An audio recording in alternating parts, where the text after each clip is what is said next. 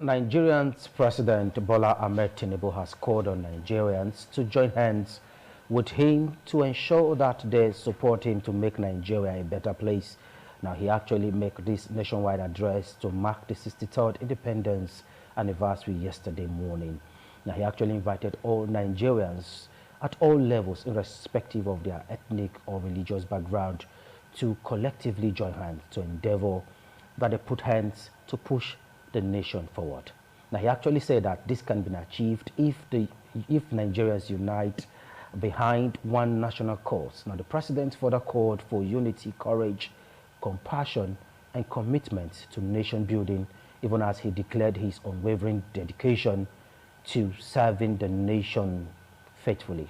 Now, in a significant move to elevate the current plight and the burden that the removal of fuel subsidy has caused in the economy, the president actually said that workers on low levels will be receiving at least 25,000 naira increase in their salary for the next 6 months. He actually said low-grade federal government workers in Nigeria will receive an additional 25,000 naira increase monthly as part of a broadcast effort to support the nation's workforce during these tough times. Now, he also stressed that the need for economic reforms and measures to ensure that the benefits of the nation's prosperity are shared more equally among its citizens. Now, to join us, look at Nigeria at 63. We have with us in the studio Wisdom Elder. He's a global analyst.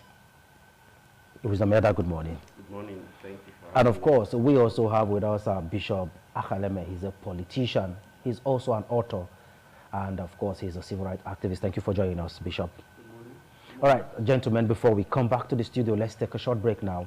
And when we return back, we'll begin in earnest with the discussion. Don't go nowhere. TMI, every opinion counts. Still Nigeria at 63 is a major discussion this lovely Monday morning, which happens to be supposed to be a public holiday in celebration or a commemoration of our 63rd independence. While we went on that break, we had the privilege to have with us in the studio Reverend Phil Aroj. He's a public affairs analyst and he's also a clergyman. Thank you so much for joining us, Reverend Phil. Thank you so much for having me, and good morning, Nigerians. Okay. And happy 63rd independence anniversary celebration. All right, now you take it up from there, Reverend Phil. Nigeria at 63, the journey so far, and how far have we gotten to?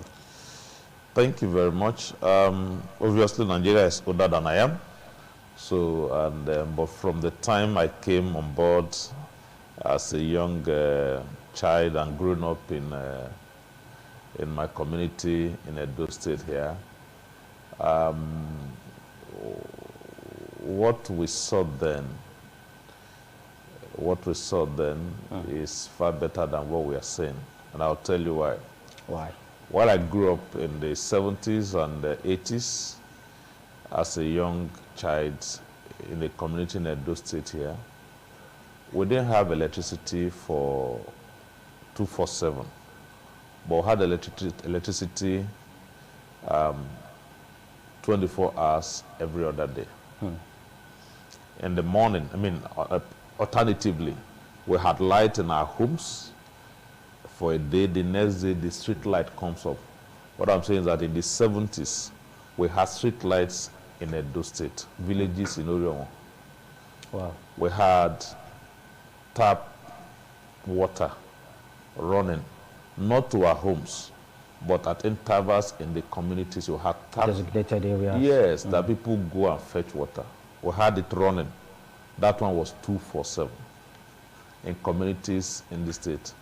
Our roads were not tarred, but they were better off than what we have now. Some of the roads that were tarred. If you are going to the hospital, you are sure you are going to meet either a nurse or a doctor or the one they call dispenser, somebody that will attend to you in those days. Moving on to the 90s, where development became much better, and then up to 1999, when the military handed over power to the civilians, we saw a couple of more development in Edo State and across the nation. For example, It was the civilian administration of President Olusegun Obasanjo that initiated and constructed the 44-kilometer dual carriage, non-existent Benin City bypass. That was February 2000. I was personally present at the flag off ceremony, the groundbreaking ceremony, just a few meters from here to Luku here. And then that road was constructed. Edo man, Chief Tony Aneni, late, was the then Minister for Works. That contract was handled by Strabag, and I think was maybe ROCC or another company later completed it. So we have development coming up. When the President Obasanjo's tenure was over, we had Yaradua coming for a short while, almost 2 years, and then Jonathan did like 5 years. We also had a lot of development. All the things I'm going to say here, I take personal full responsibility for them. As soon as the former president, Buhari, came in, it's like we went on reverse gear as a nation in terms of development. We went on reverse gear.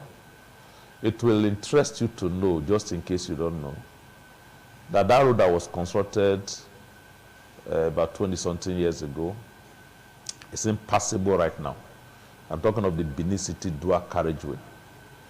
The kind of roads I'm seeing in our country today, especially Edo Delta and some other parts of the country, South region, I have never, in my 50-something years on earth, seen road as bad as that. Okay. Never, never, sir. Okay. So if you look at it, where we are now and where we used to be as a child, or where we were like 20 years ago, you can actually say we are not making progress. All right, Bishop Akaleme, looking at the presidential speech yesterday, should Nigerians see that as a form of comfort, or should they take that to the bank? Should we see it as a way forward from where we are now? Well, yesterday's speech was not the first speech Nigeria has ever heard from the president. So I don't see anything so special about yesterday's speech. Okay. Quite unfortunate that the journey so far is very rough. At 63 years, any man who is very ambitious and very hardworking must have achieved every good thing of a comfortable life at this age. But it's quite pathetic and sad that we are nowhere as a nation. That is why I usually tell people that Nigeria as a nation, there's need for us to apologize to God. You know why? Why? We have offended him. How? In what ways? He has provided everything needed to succeed as a nation. But because of our inefficiency, we decide to push ourselves into the wilderness of pains and agony. Nigeria happens to be one of the blessed black nations in the world. In terms of natural resources, God has blessed us with abundant natural resources. Blessed us with quality human capital. In terms of population, in Africa, Nigeria is the highest. When you talk about the highest black concentration in any part of the world, Nigeria is there.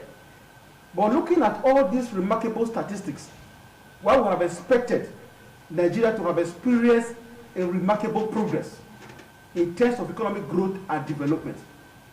So it's quite sad that today Nigeria has not been able to find its rightful place among the Committee of Nations. And I can tell you, from the 4th of October 1960, where we got our independence, we have not been able, the political leadership and corruption are interwoven and inseparable. That the corrupt tendencies of our leaders and its implication to our economic growth and development has made average Nigeria pauper, disillusioned and alienated from the scheme of things.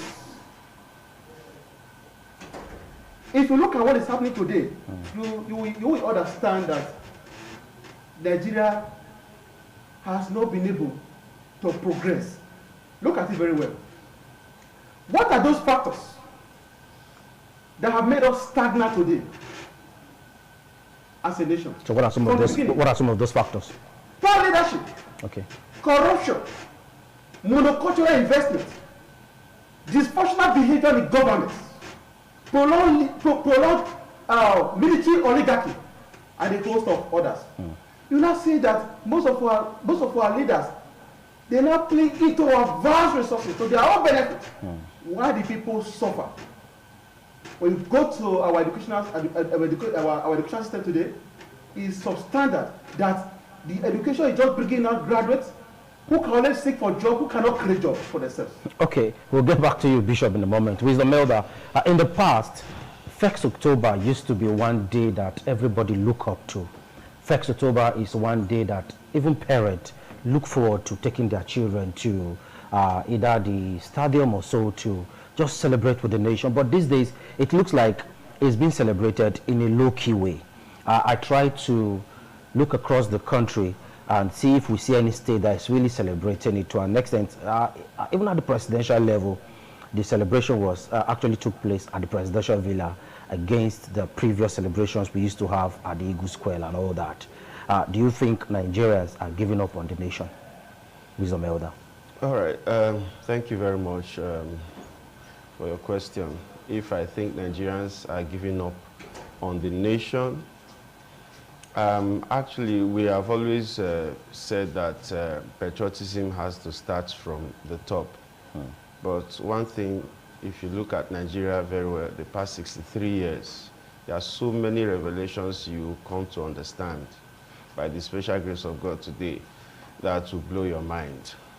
Look at the past 63 years. Look at the period the military has ruled this country. And look at the period the civilian government have ruled this country. If you look at our refineries in this country, they were built by military. If you look at major infrastructures, they were built by military. Since 1999 till date, 22 years, the current civilian administration have not even mobilized the refineries. Since then till date, we are still having even worse power situation. We are still having worse power. So if you look at it, it's as if each time the military was running the country, and that is what is happening. So pathetically, that's what is happening across Africa. Politicians have decided to be, I don't know how to, they have decided to be the inhuman to anything that is good as far as the nation building is concerned. We no longer look at how the country can become better. Rather, we look at how our own personal interest can be fed. Our own personal ego, our own personal ambition can be aggrandized. Nothing that has to do with the nation. Nothing has to do with people. So if you who are at the leadership position cannot show patriotism, if you cannot show sacrifice, in the time where we are talking of maybe removal of subsidy, we are still talking of additional funds for those at the National Assembly, extra ministerial slots, extra senior special assistant, settling of political jobbers and all the rest of them, and then increasing the cost of governance. Whereas this has been the major problem that we've been having, increase of the cost of governance. The last time we had a session here, I told you that the current president will look at some loopholes whereby the previous administration was enjoying corruption, and they will come and sit on it and they will continue on it, and that is what is happening. All the issue or stories of pipeline theft, oil theft, vandalization and all the rest of them, all of them have died down. Nobody is talking about it anymore. And the same oil theft that was going on before now is still going on now. We are still borrowing. And anytime the president gives his speech, it's as if He's trying to dictate an idea that was not even worked out with his own cabinet, that people did not think about. Maybe you just come up and say, just give them 25,000 naira for federal workers, and you just add it up in your speech. The last time he said farmers all over the 774 local governments and about 70 billion for each of the companies. He gave so many, and all these things I told you, those things are not workable. And today, nobody has even given any statement or comment as regards to what his previous speech he gave. Then beginning from day one, he says fuel subsidy are gone. No plan, no consultation, no due process, no stakeholders' attention, no even plan to alleviate the effects or to cushion the effects of removal of subsidy. And then subsidy going. Now we don't even have accounts. The minister was saying, based on the removal of subsidy, we will no longer be borrowing as far as the country is concerned. Whereas we are just coming from over 1.5 trillion borrowing, and then we are entering another one from World Bank. About another $1.5 billion is being approached. We are still approaching World Bank. So if you look at APC governments, they are so confused that they don't even have a clue. They don't even believe in Nigeria. They don't even believe that there are people who can actually salvage this country, and yet they are still holding on to power. With the it's so unfortunate. I'll get back to you. Let's quickly get to Reverend Phil. The president just got on board, over 100 days in office, and of course, Nigeria has 63. Do you think Nigerians should be patient with the president, Bola Ahmed-led administration? Give him time to settle down. Things will get better, Reverend Phil. Thank you very much. By my background, I'm taught by the scripture to pray for those in position of authority. Absolutely.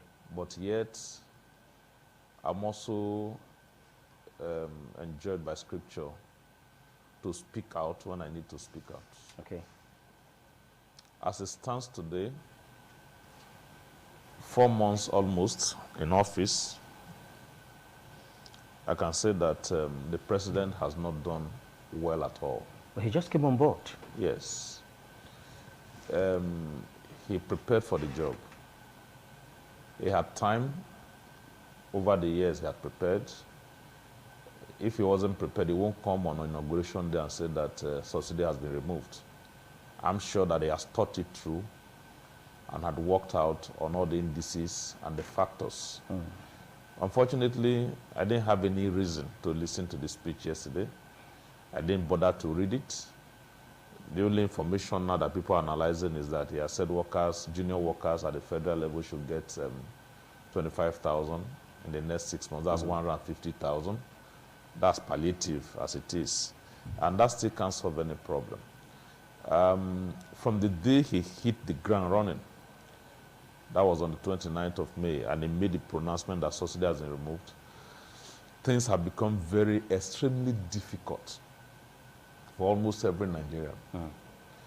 I am told that a liter of AGO, diesel, is sold for 1,100. I'm told that 1 kilogram of LPG, cooking gas, is almost 1,000 naira. That's knowing the fact that we are buying a liter of petrol for between 590 naira and 620 in Benin City. And outside Benin City, up to 630 within Edo State. There is no need for asking for patience from Nigerians, because the president said he's going to continue from where Buhari started. I am even asking, if you cannot take us further, please leave us at where Buhari ended. Because Buhari left us at petrol at about 200 naira per liter. We don't want to go, we don't want to vanish. We don't want to disappear from the nation. I'm not tense. Everything I'm saying, I said I will take personal responsibility for them. Of course, it's definitely your opinion. The nation is messed up. Nigerians, both the rich, the used to, the ones that were rich, and the ones that were poor, everybody is in anguish and everybody is in pain, sir. That's the truth. I find more Nigerians who driving cars, carrying small jerrycan to be putting fuel on their cars. I see more often on. on the road, not because fuel is scarce, because they cannot afford to buy fuel. The 5K or 3K they will have in their pocket, they want to manage to buy food, hoping that the fuel can take them home, and at the end of the day, it will pack up. That's the pains Nigerians are going through. DPO, sir, let me come back a little. Watch how? A patient for what? On Benin Agboru, sir, the distance between the Benin depot, okay, let's say Agbo Park, and the bypass is 5 kilometers. It's a dual carriageway.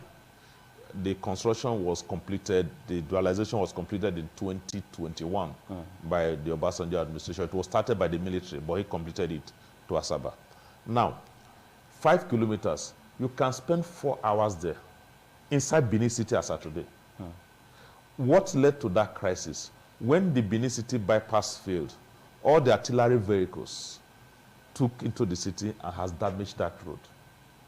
Patient for what? You can't use the Benin Saple road. You are going to Saple, you spend 8 hours from Benin to Saple, and you want them to be patient. Even if you tell them to be patient, in their anger, in the pain that they are confronting, that is confronting them every day, they cannot but burst out. I said in church yesterday, it's on the social media, the controller of works in Edo State, the director of FEMA, they have no business being in Edo State. They have no business. Edolite are not feeling their impact here. They are not.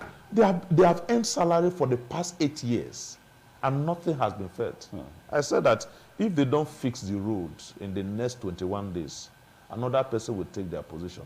That's the pain of Edo people. Businesses have shut down, and you want them to be patient? People who own schools, parents can't take their children to their schools. They can't. Okay. So how will you be patient? Patient with who? Okay, Reverend Phil, let's quickly get to Bishop Akheleme. Bishop Akheleme, in the past, you're either rich or you're poor. But now we have the rich, we have the poor, and the poorest of the poor.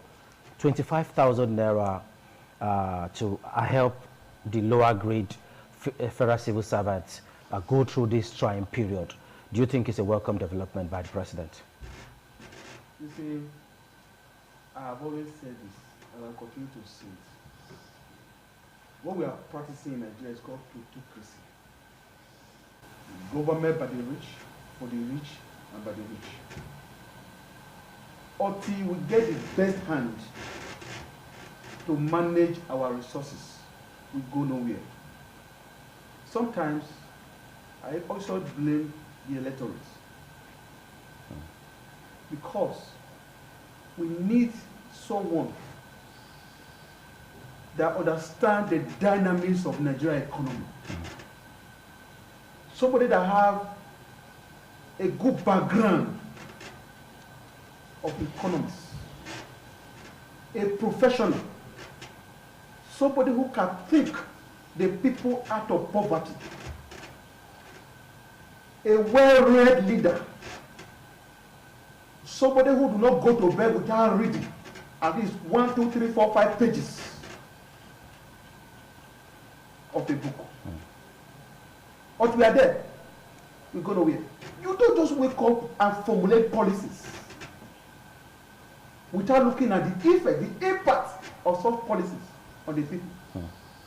And I have said it before, and I will continue to say it. Mr. President have made mistakes in some of the policies he has made since the inauguration. Okay. If you are adding to somebody's salary, what are you doing? You are worsening the situation. So, increment on the salary is going to cause inflation. We should go to, what is the problem? We should go to the root cause of our problem. Why are we having inflation in the country? We are having inflation in the country today because the kind of inflation we have, we call it structural inflation. Because a particular area sector of the economy is disturbed, which is the energy sector. The power, the fuel, the power price. What we need to do? The refineries are not working. Okay. They know that.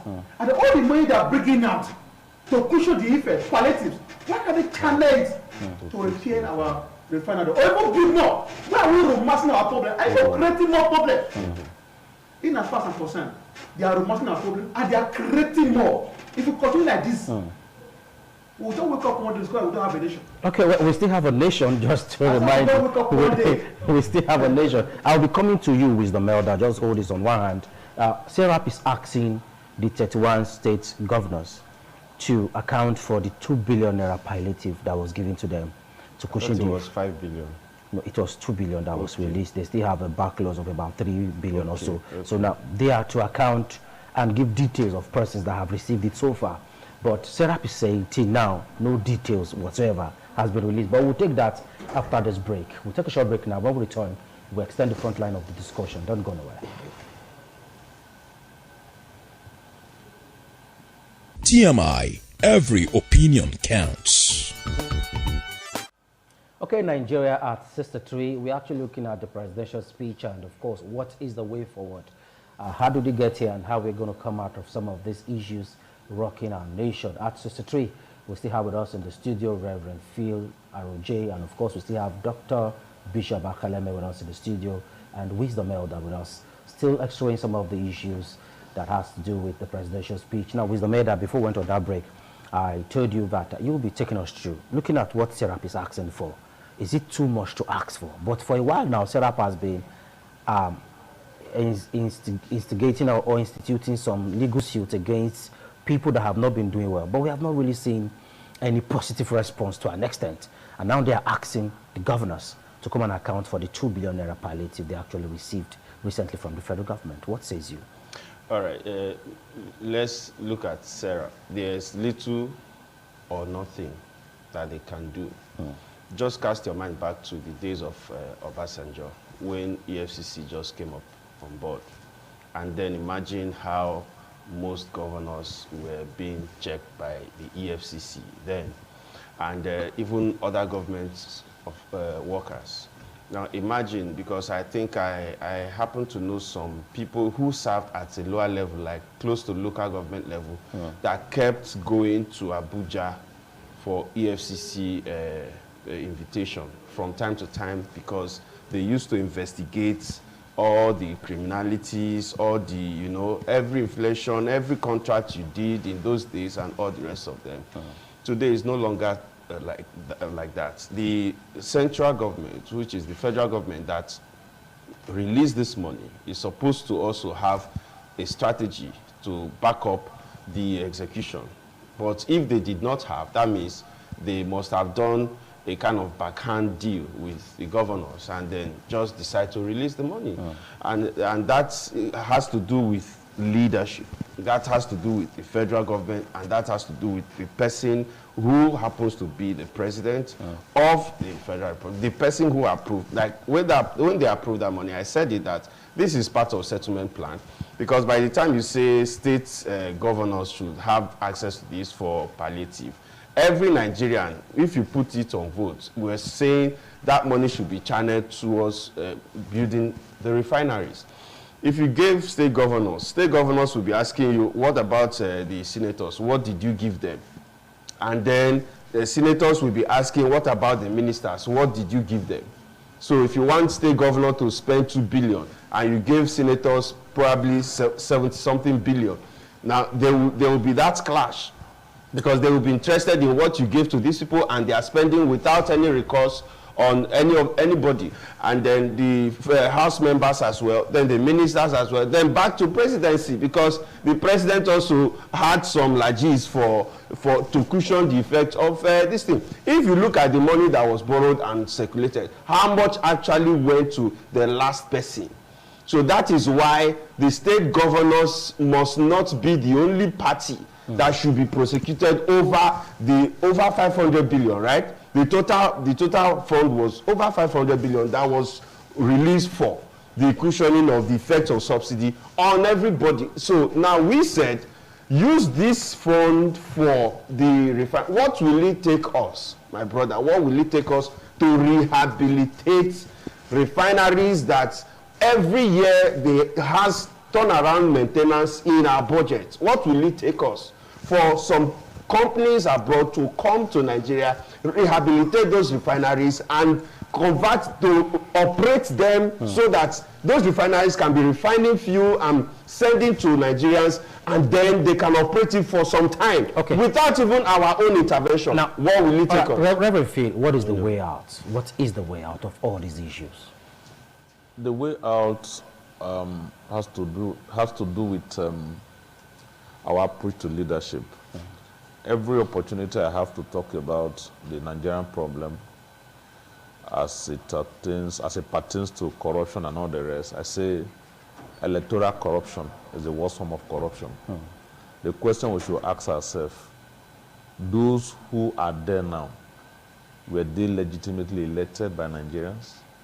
You need to look at the figures of the last election. There's a moral burden on the current president, because as I talk to you now, the case is still going through the legal process. There's a moral burden, even among the governors and all the rest. About 23 million Nigerians came out to vote on election day.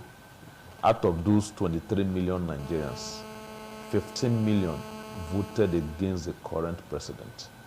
Only 8 million voted for him. If you add the vote of Labour Party and PDP, it was about 15 million. And then he had 8 million. So that is where the moral burden is. The way out is we must get our leadership right. Those who lack capacity to lead should not find themselves to the corridors of power.